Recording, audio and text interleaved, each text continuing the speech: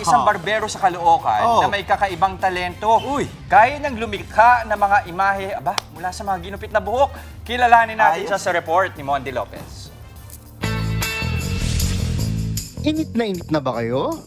Sa ganitong panahon walang tatalo sa preskong gupit, sabay good vibes pa.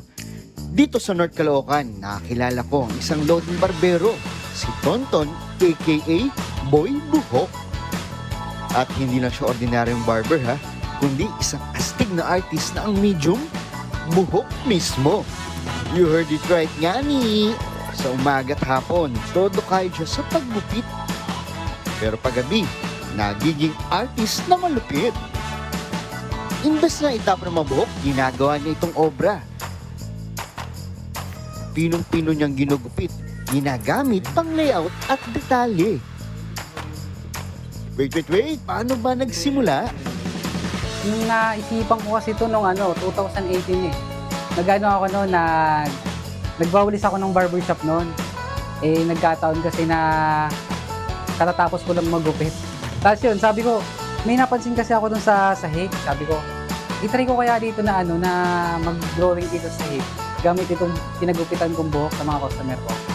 Prueba baka mo. Ang ating mga idolo, buhay na buhay sa kanyang mga likha. Mula sa mga champion na atleta hanggang sa mga idol na vlogger na sina Pong TV at iba na. At syempre, ang living legend na si Apo Wangod. Pati si Kuya Will. Bigyan ng jacket hair si Boy Buhok. Grabe lahat yan. Gawa lang sa buhok. Imbes na basura, nagiging obra. At bonus, may extra kita pa siya. Pahihirapan pa ba natin siya? Ito, ay papagawa natin. Logo ng TV5. Dali lang yun.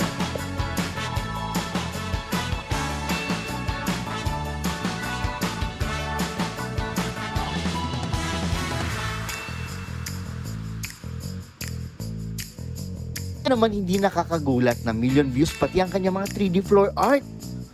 Mondi Lopez, News 5.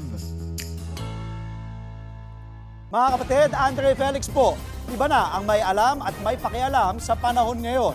Para po sa tuloy-tuloy na balitaan sa Frontline kahit weekend, mag-follow at mag-subscribe na sa social media pages ng News 5.